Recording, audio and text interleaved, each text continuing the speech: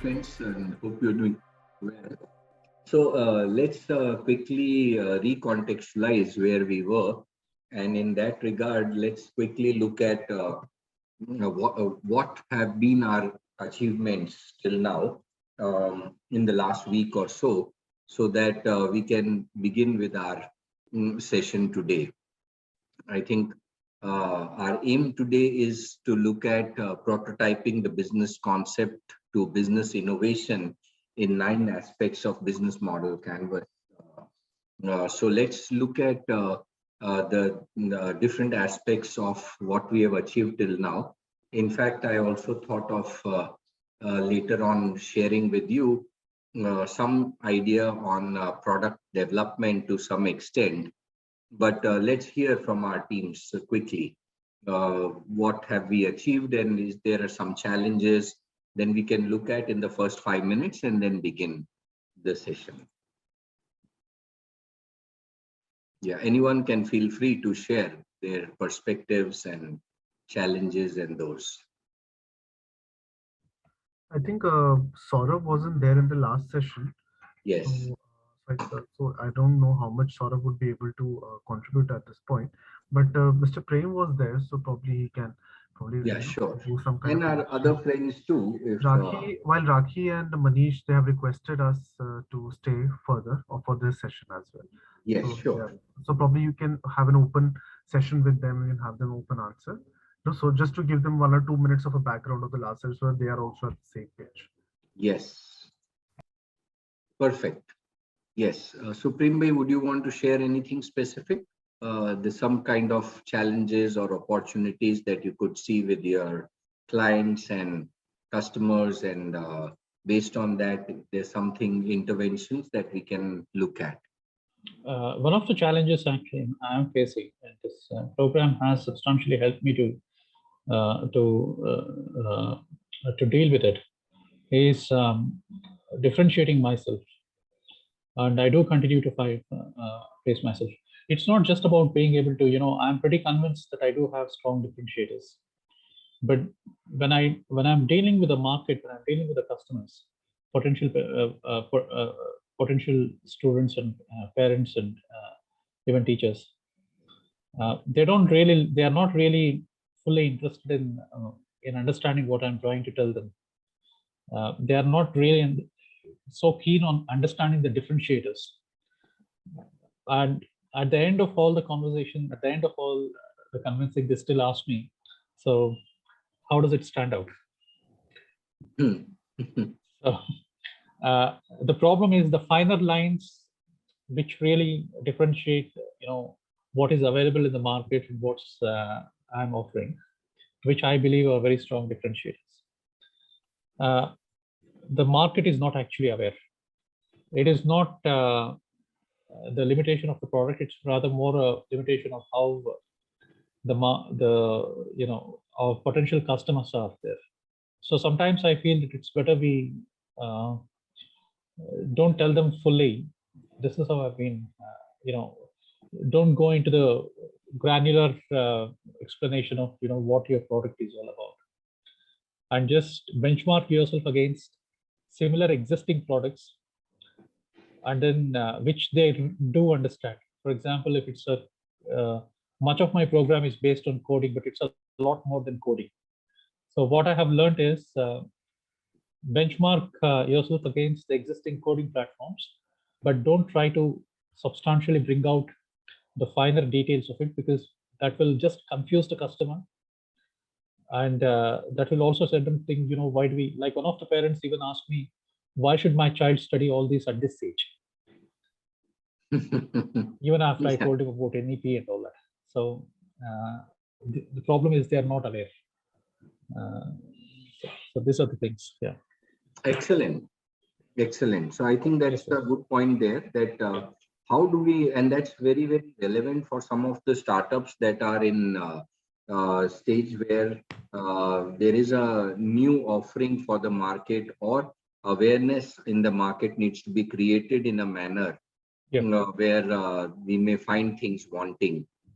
And sometimes our product is also, sometimes the timing of the product, if we look at it, So is it that we are perfectly timed and people have started to talk about it? Now that decision is a very critical one, because do we wait for our offering and what do we do? So what I think Prembhai said actually becomes very meaningful in what we were just discussing about pre-launch, launch, and post-launch stages. And the reason for that being that if we are able to understand that what kind of an offering should we give right now, which can be built in future to a much bigger value, if when the awareness for the entire model takes up in a different way.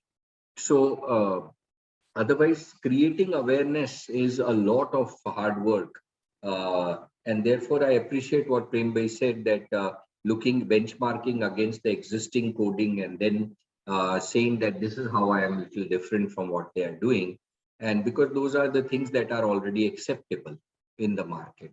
So greatly appreciate that. Now, I would wish that, because at this stage, I felt it interesting to share with you,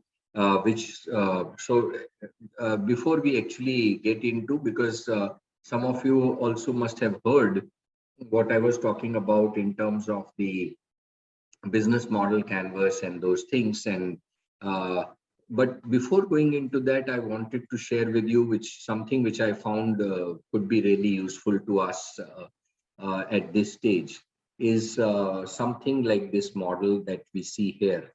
Now, this specific model talks about our product, which is here at the center. Now, our product, as we have discussed in the past, would interact with different stakeholders in different perspectives. So here, let us say that our product is interacting with our early adopters from different segments. So let's take the first one as the one here. It's interacting in a certain manner with this one. It's interacting with some other customer segments in this way. We are leaving aside some of them who may not be our early adopters or key stakeholders. In that context, how do we create our product offering before we get into actually, because here I wanted to share before we get into business model, that how do we create a product and what things can be kept in perspective. Now, we may find this interesting here. If we see, when we look at the product, we have the functional aspect of our product. What is actually the functional outcome that it will produce? So for example, if it is going to enhance somebody's grades, then that's the functional side of it. But the other side is, how will our product influence in a social manner? So my product will increase the grade of students. Now, socially, how will it impact? So it may be that they get a better employment or better career in future. How is it going to impact emotionally? So for both the person who's paying or the person who is taking. So for example, if it is parents, what will be the emotional impact of my product on the parent, which, let's take these two here as parent vis-a-vis when it impacts the student or when it impacts the school.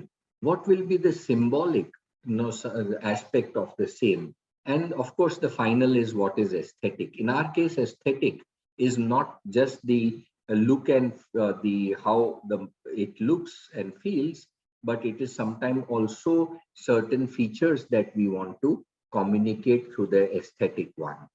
So when we look at this, let's take the example of what Prembhai was mentioning, that he had to differentiate himself. And if we were to look at that differentiation through this light of the product, we can have further differentiating factors which have nothing to do with the core offering.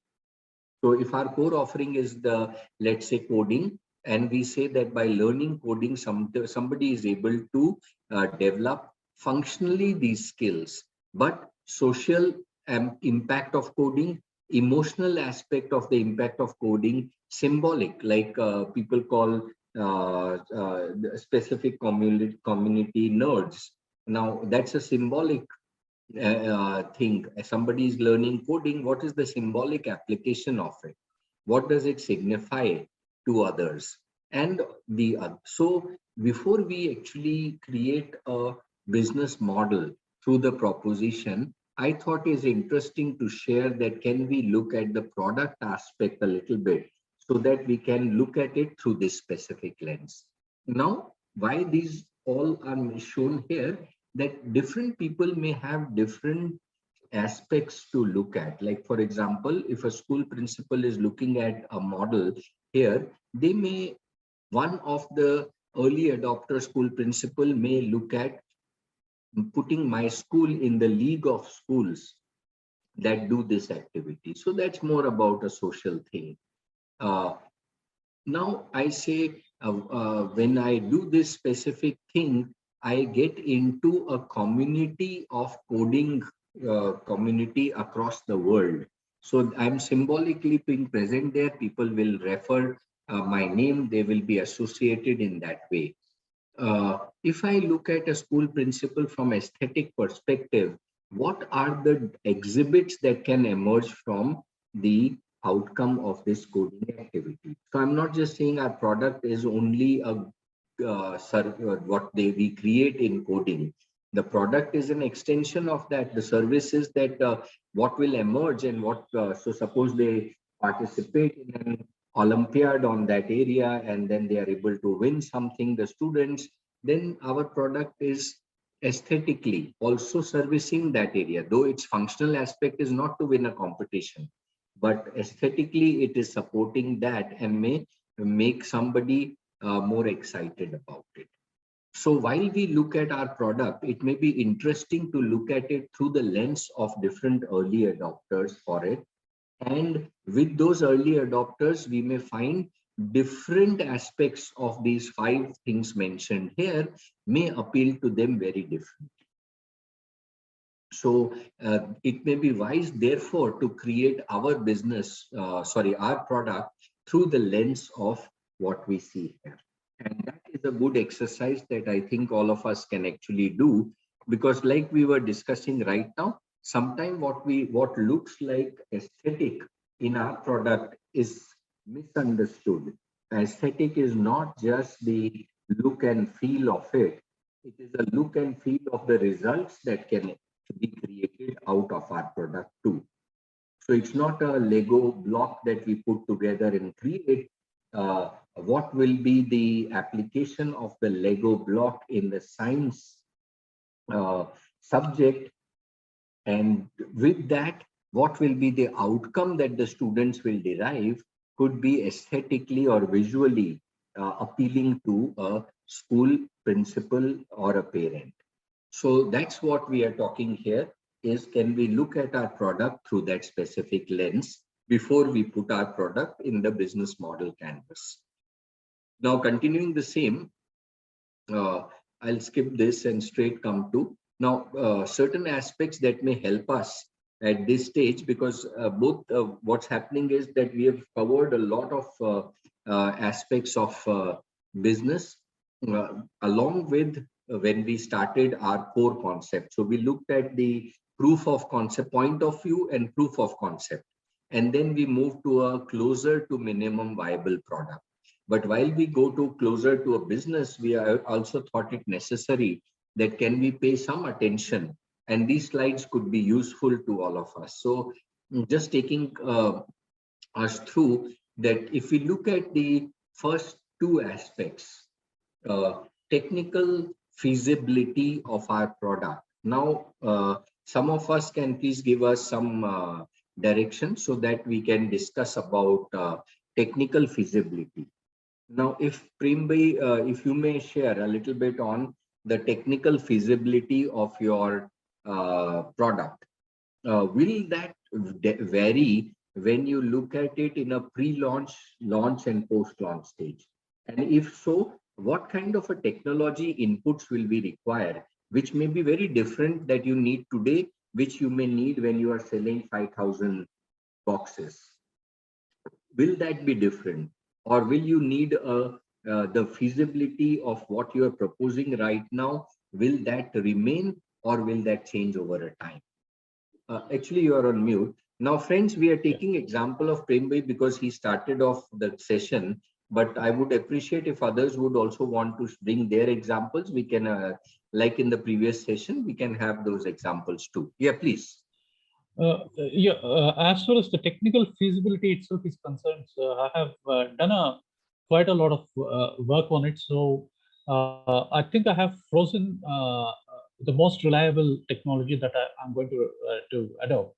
But I'll explain to you where I arrived at, actually, how I arrived at it. That can add a lot of inputs. Because initially my model was supposed to be pure, it involves a lot of hardware. So I conceived it on basically, adding a very strong kinesthetic element to the students based on constructionism, which you covered, I think, in the first or second class. Yeah. And wherein Simon Pappett's ideas. So wherein the students are using not just their brains, but they are also using their hands to build things, which is a tactile education, in a way, a tactile education. Now, the problem with this, when we do this directly in a maker space or in a school, we are there to supervise the students, and so you can be fairly sure that the students will not do the short circuits, or they will not get the coding elements wrong, or they will not get the pins wrong. So this kind of things, this kind of nitty-gritties, we can take care, because the students are bound to make this kind of mistakes. But once I started moving, once I started looking at the online learning, which is the main platform that I'm looking at, that was the time where I needed this practical hands-on kinesthetic element to it, which means that microcontrollers were indispensable to differentiate myself and to make it a course more on innovation than on just coding. What happened was I myself started running into problems wiring up the things. And when I conducted a few pilot runs for the students, they had a lot of difficulty wiring the Raspberry Pi or the Arduino. They almost certainly, and even the breadboard connections, because even I found that a lot of engineering students, they do not have a lot of experience with the breadboard. They're just learning, so they keep making mistakes. So one of the things that I did was I came out with this kind of things. No connection needed. Yes, excellent. So wiring is eliminated. Excellent. Now this is I think similarly for all the microcontrollers that I have used, that I'm using, I managed to find a appropriate board where plug and play wiring is being converted. That what is the major impediment in terms of deploying the technology in the student's home as a home lab, that has been removed. So it's more like an IKEA device, which people will actually enjoy. Excellent. Now ideas matter more than the physical effort to make it. So this was the type of. Excellent. Now let's take the same example of Prem Bhai ahead. So he has created something which he found could have been a concern while the people use the product that he has created. Now, what I would want also Prem Bhai to look at is that, let us say suddenly you get 500 schools to work with you, and those 500 schools require you to produce these 50,000 kits, let's say arbitrarily. Now, when we look at creating these 50,000 kits, do you feel that your technological aspects of the game will change? For example, let us say that tomorrow we feel that can we convert this entire model that you have converted into an augmented and virtual reality model, where there is no physical thing that a child is holding. He sees various components lying on the table. He's wearing his occult glasses. He puts these components in places. Wherever it is not matching, it will beep, or it will give him an option of something else. And therefore, for something that he was trying to do in a physical way, he has now started to do it on a virtual models, creating various models out of it. Now, what happens is that that technology is not too far from us right now. Of course, it takes away the tactile benefit of what we do, and that's a very different learning that we do in a tactile manner. But what I was saying is that when our education model gets looked at through a lens of a different technology input or a different scalability input, how would those things change? So let's hold for a minute, because that's not a question, it's a point that we need to discuss. So would our other friends also want to look at this aspect in their model? Like in Prembhai's model, we said, can emerging tech AR, VR play a role, where somebody says that now it is a software that I'm providing. There is no hardware needed, just where occult. The moment you open it, you say table one. So a table one will appear, which is of course a table on which a lot of things are lying. Once we have those, we can pick up and put those things together, and now the entire thing goes out of in a different manner. Yeah, Saurabh bhai, please. Right, sir. On the same as our journey, we started initially. We had a web application interface, Yes. And now, as we are going forward, the new customers who are coming, they are expecting that they may not come to the web interface directly. So that has led us to work with a different technology delivery model, which is where we provide APIs, and they are saying we will only consume APIs, so we don't have to come to your system. We will integrate it, and that is how we will run our systems. Excellent. So that is where coming from them. So now this month we are working on building that.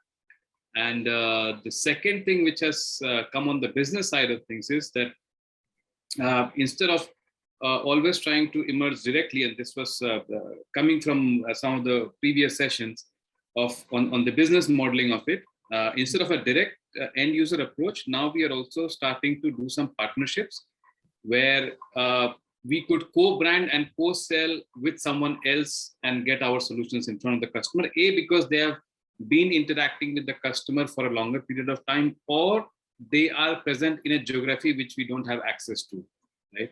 So these are some of the things that now, as we have progressed, now we see we're kind of working on those two aspects. Excellent, excellent. So the reason I wanted to share this is at this stage is some kind of a checklist before we get into a business model, so that these aspects are kept in preview. They may not be impacting us right now, but they could be impacting in a very different way. So, for example, the first two, I would call it, others are also significantly important, but the first two, in terms of market opportunity in context of competition and the changing landscape and the technological feasibility as we move from proof of concept to a minimum viable product, would become exceedingly useful. So let's move on. And this was, I think, of course, all these go into a product creation that you see on the right. So we need to pay attention to all those aspects. And that's where one feels that product development could be taken up in a very different and a very precise manner. We heard some of these from Prembhai in the session, that he said that he looked at many of these aspects while creating his product. In the same light, just wanting to share these slides that you may want to look at later on from the perspective of our readiness for the product and the variations that we may want to bring in. So these few aspects I wanted to share with you, and few metrics that you can also look at from the implementation perspective of our plan. So this is a very commonly used matrix. Now, how matrix it's called. It's a very prominent thing, from the difficulty to implement and ease of implementation of our service. And from on the horizontal side, you see normal and original idea. So before we move on to the business, we also look at this matrix where you can pitch yourself and plot yourself where are we, and which will tell us, of course, this you see here implement to impossible to implement. Let's not, the aim is how do we get into a quadrant which makes it easier for us to implement, and also even if it's an original idea, how can we reach our market in a much easier way? So some thought could be given on this. From that, what we actually tend to do is that, like we discussed in Prem Bhai's case, that concept one, he is already ready here. If we look at concept two, how will we weigh the concept two vis-a-vis concept one and put the criterias of weighing it?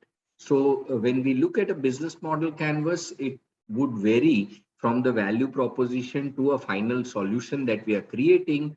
It's important for us to glance through this before that.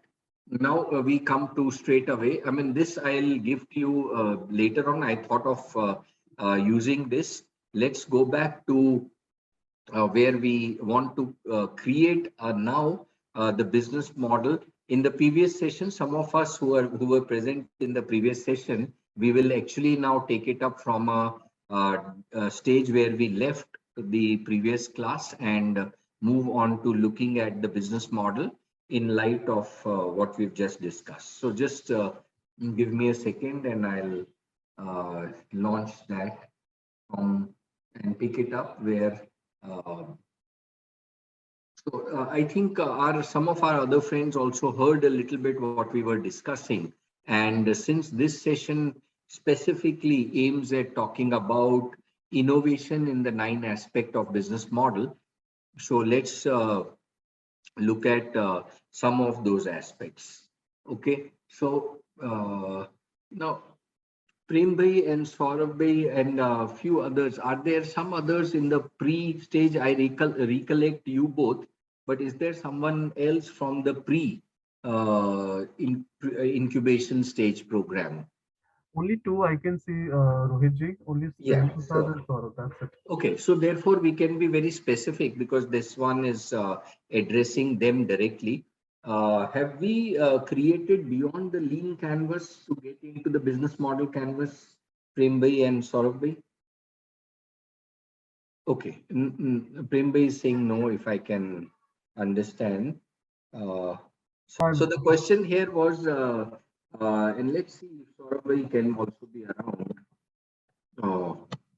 But it will definitely benefit our other friends because that's where we left them. But for, I think we have, let's take Prem Bhai, we had created the lean canvas, if you may recall, and the lean canvas ends at a stage where it is giving a clarity on what kind of a value proposition do we want to zero down upon.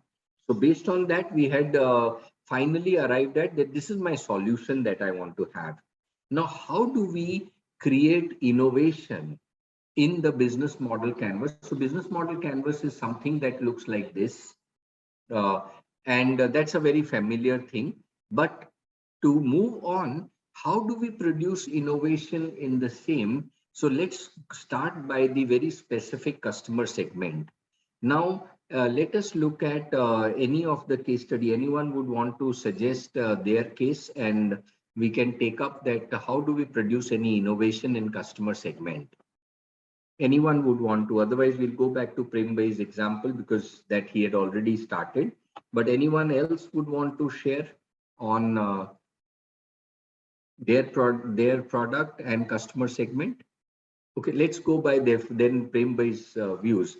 Now let's look at Prem Bhai. Who's the early adopter for you from the lean canvas, and which segments would you want to focus upon when you launch your product? I think you'll have to. Yeah. Please. Yeah, I would specifically want to focus on schools and also on students who would like to adopt it like an online education for students.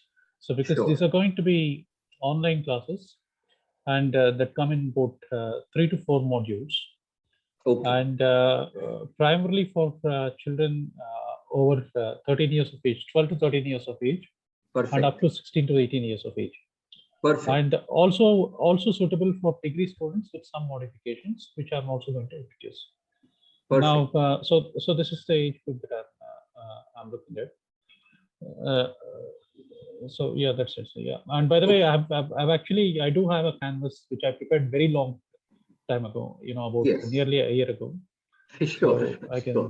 can share it if we can.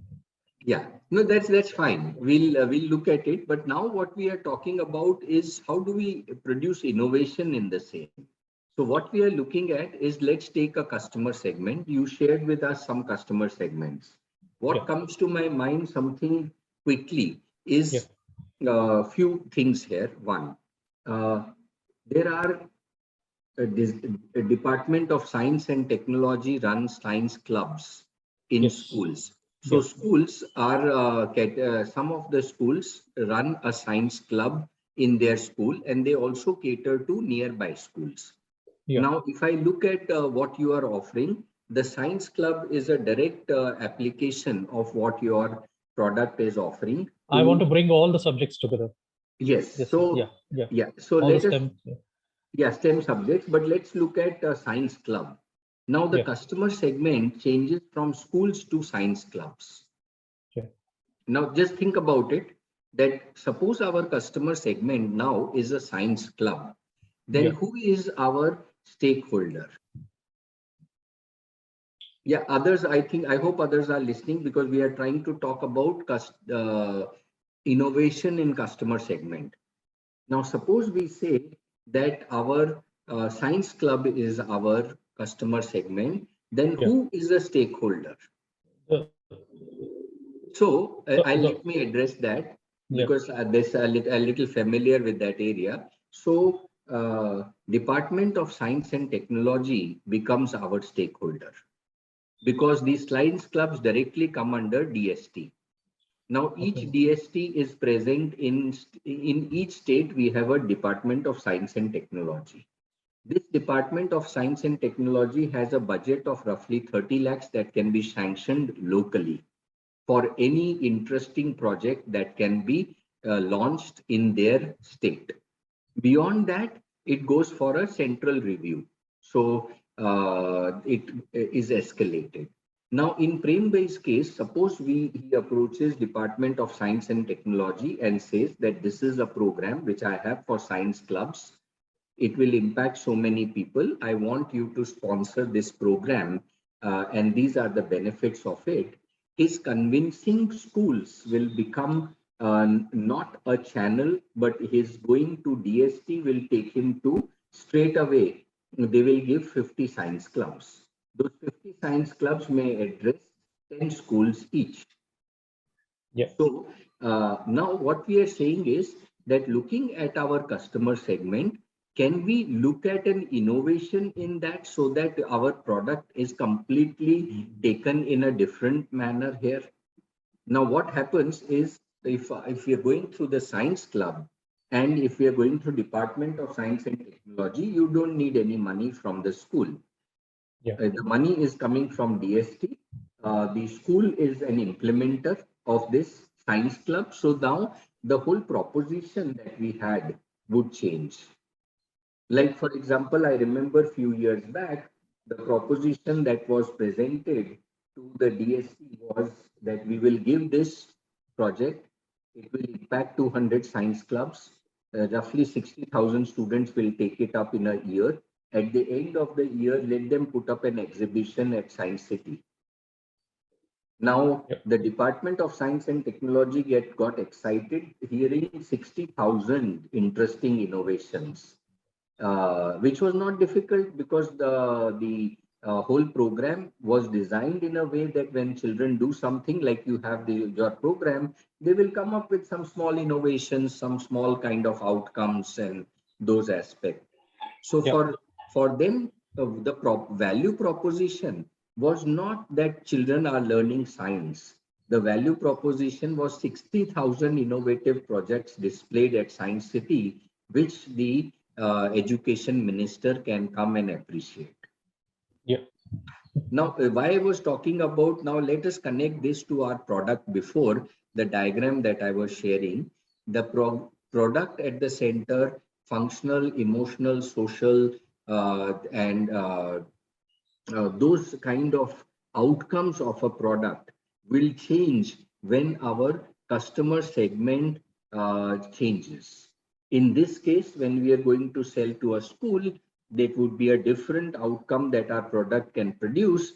Whereas now what I'm talking about is a news item.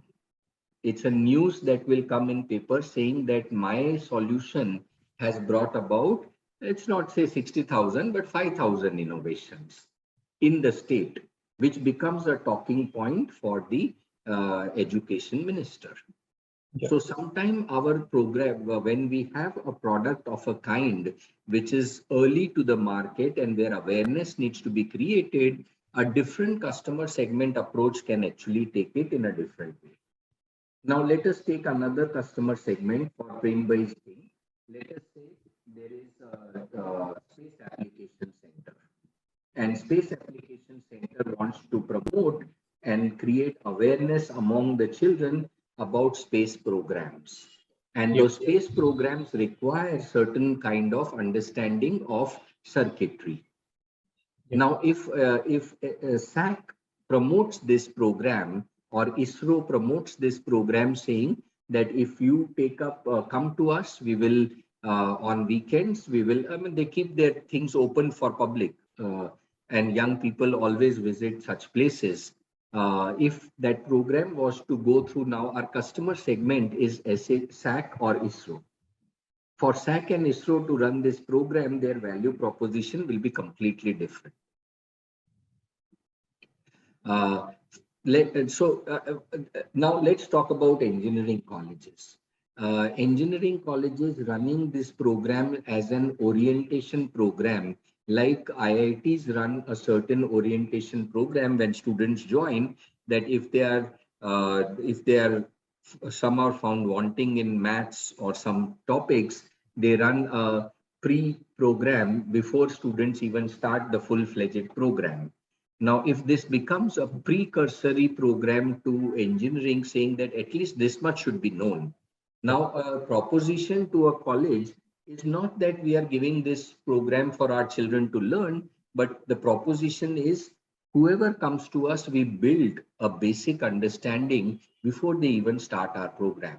Now, for some engineering college, that may become a selling point that they are trying to address. Now, when we approach some college, they may say, "Oh, this is a very good idea. Why don't you also add language to it?" Now, we can't do any language program with it, but this is how value propositions change with when we look at a customer segment in a new light. So my request, friends, would be that let us, for all the kind of EdTech interventions where our products are of a kind which are little new to the market or not mainstream, can we look at our customer segments in a different way? Otherwise, it will take us the same grind of creating awareness and going to them and convincing them, and then it gets integrated into the mainstream. The other approach could be a completely different approach, saying, let us work with a science teacher to have outcomes of academic concepts in the hardware that Prembhai is proposing. So we may say in grade 5, these 2 will be applicable, grade 6, these 3 will be there. So now our science teacher becomes our customer segment. Through the science teacher, will convince the school that please give me this so that I can explain the concept so easily to our students.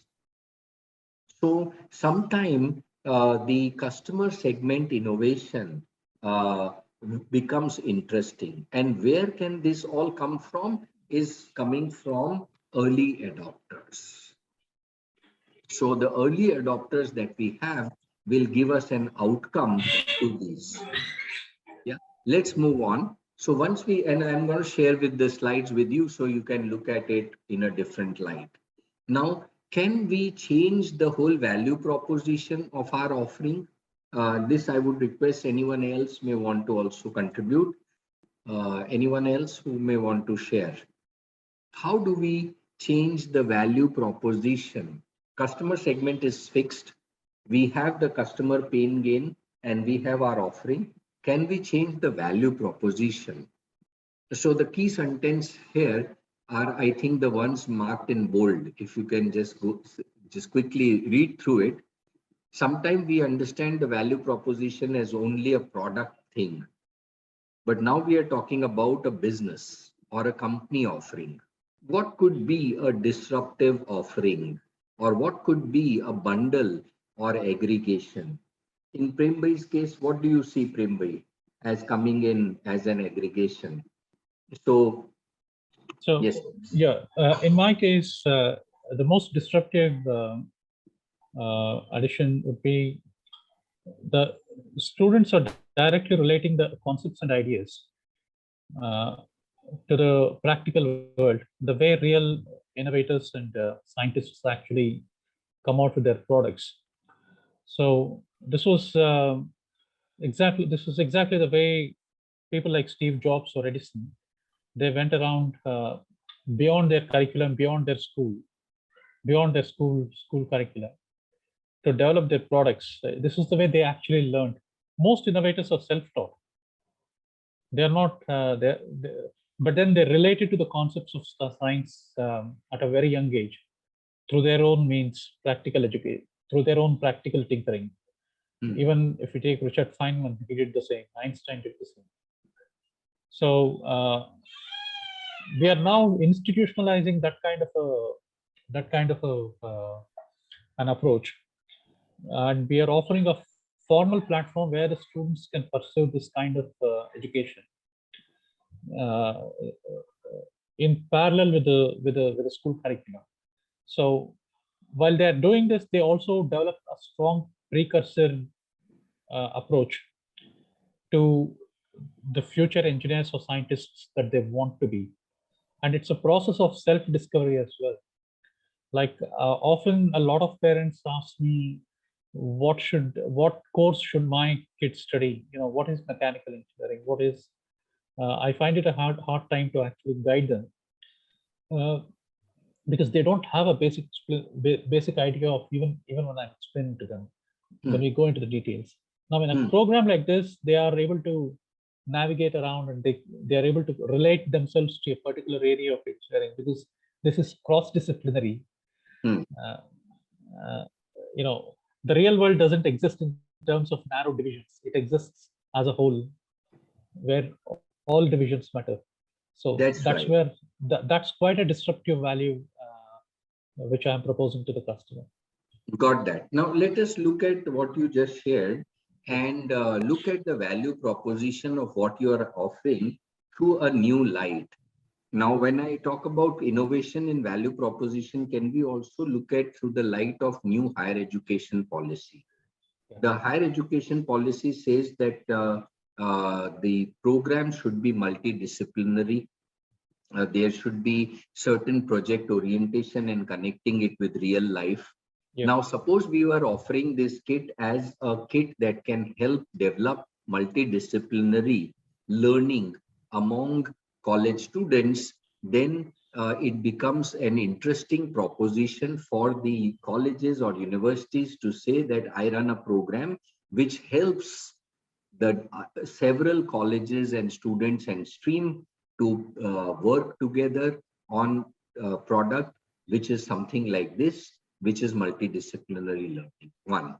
Second, it also can be very interesting that can your product become a interview or test for students to get into certain kind of jobs. Now, what happens is please understand what we are trying to do here is we are trying to produce innovations we produced an innovation in customer segment and saw that there can be a completely different way of looking at our thing with a different segment. We are now looking at that can our value proposition be looked at differently. So my value proposition is now saying that if you want to get certain accreditation from the certain recognizing bodies for a multidisciplinary thing, use this kit, apply it, and you can prove it that it can be a multidisciplinary and real life thing and get credit for it. One. Second, you also somebody also says that there is a test that our students pass, and when they take this kind of a kit, those tests are very useful for industry to recognize that these children are industry ready or job ready or are able to develop those conceptual understanding. Some of them who are joining the field of electrical or IC or electronics could greatly be benefited if they have this fundamental knowledge on concepts. So now colleges look at the kit from a placement perspective, not from a, now nothing has changed, but the value proposition has changed. Value proposition has changed because people are now wanting to buy it as a out of fear or out of value, then buying it that I'm giving something extra to my students. So what we are trying to add here, and then of course are the other steps. So let's have some discussion around this, because then each one I'm giving this kind of slides where we can look at an innovation in our business models, looking at each aspect of the business model. So if we look at channels, we would have the whole aspect of launching our startup, from awareness to evaluation to purchase to delivery to after sale, going through different channels. So our own different channel, direct is Salesforce and web sales, partner is partner stores or warehouse, indirect, and looking at both of this, what would be for us the channels we will use for awareness, for evaluation, for purchase, for delivery. So this could help in innovation in the channel. Same way, customer relationships, when we look at several kind of relationships that we can develop with our customers. In fact, taking a Prembhai's example further, we can actually create a marketplace in future where people of like-minded come all on the same platform and create, give away these kind of kits, and the children can learn and come and on the same platform. It could be in future co-created with certain industry. So when they learn certain concepts here, they can actually go to an industry and co-create a product with them, which has a basis in what Prembhai is creating as a basic product. So all this can go into the customer. Then we can have a range of revenue streams, which could be from lending, renting or leasing to licensing, subscription. These are general ones, but looking at what we are trying to do here by two, I wanted to give an example of customer segment and the value proposition, that for an existing product or a service that we may have, there can still be innovative ways in the 9 blocks of the business model.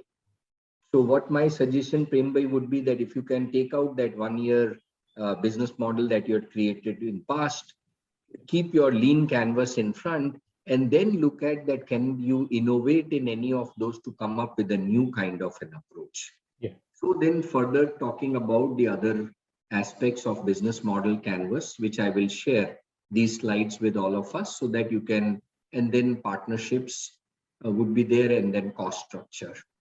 I think from here, I think we should be good in terms of producing innovation.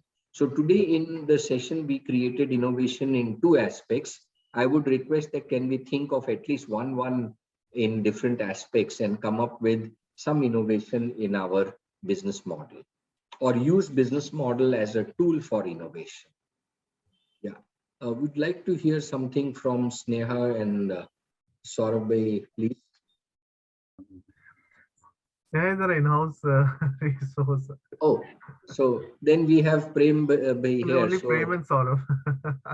yeah, so Saurabh, would you want to, I mean, it's pity that we have left with only 2.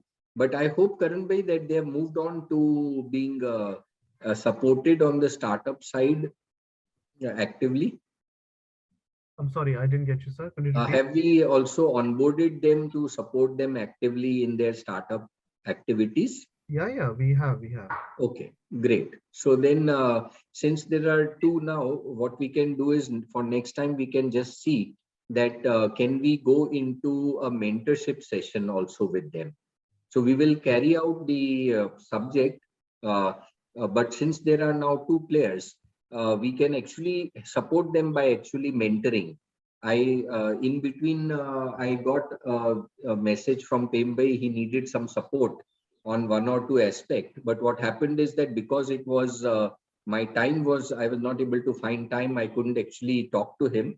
So if there are two, just if you may think through, we will cover the topics, but we can also go by very specific examples only for them. Yeah, I understood your point.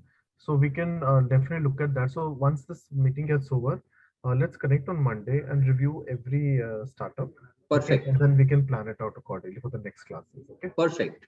And what we will cover, we'll continue what we are doing. Like today, we were talking about business innovation and business model. Next time, I think we have a session specifically on market forces and business model and selecting the app business model or testing of the business model. But from our perspective, I think if we can, Prem bhai and Saurabh bhai, if you can come back on these aspects of business models and challenges that you face. So we can actually transcend between not just focusing on testing of it, but we can also go back to the product side and see that can we do something, some innovation there and come back, bring it back. Sure. Yeah. Great. But were you able to follow us? I mean, today we were more on Prem bhai's case for innovation, but were you able to see that how some innovations can be produced in different aspects of business model canvas? So yes, sir, definitely. I mean, starting now, we have spent enough time to understand that even if we are taking a particular example, how the philosophy applies to a problem in general, and how we can take that and apply that knowledge and information to our own case. So that is perfectly fine. And rightly, as I talked about, that we are at that position, and progressing with this the series every weekend, we see that the kind of problems we are facing are much aligned with what we are talking. So it kind of goes hand in hand that we learn something here and we are able to go and implement it right in the next few days and within a week or two time. So actually, is very useful in that sense. Great. So what we can do now, since we have brought out our product to a business, can we have some of the challenges that you faced related to a business? Because when we're talking business, it will fall somewhere in the business model. So can we bring some of those challenges to the class next time and help out? Because since we are a close group, we can actually look at it and keep the knowledge part, let's say for 40 minutes and 20 minutes, we can discuss on our startup so that we can actually help you out in taking it to the next level. Right. Yeah. Great. So, Prem bhai, just please look into this aspect of DST. You may have a Department of Science and Technology in the state. They have a budget of up to 30 lakhs. And if you approach them and with your kids for science, but your proposition has to be strong, like I said. Their proposition was 5,000 innovations by children. They will definitely be sold off if they see that societal value. All right. So yeah, great. I didn't know about this actually, so I'll definitely take that. Yeah. So in fact, I must say that today's class was immeasurable. It was of immeasurable value to me. So no, because we were specific to your startup, and exactly. Then the other value proposition we also talked is quite a game changer. If your products can be used by specific organizations, it brands you in a different way. Yeah, I'm seeing value that I never thought would be.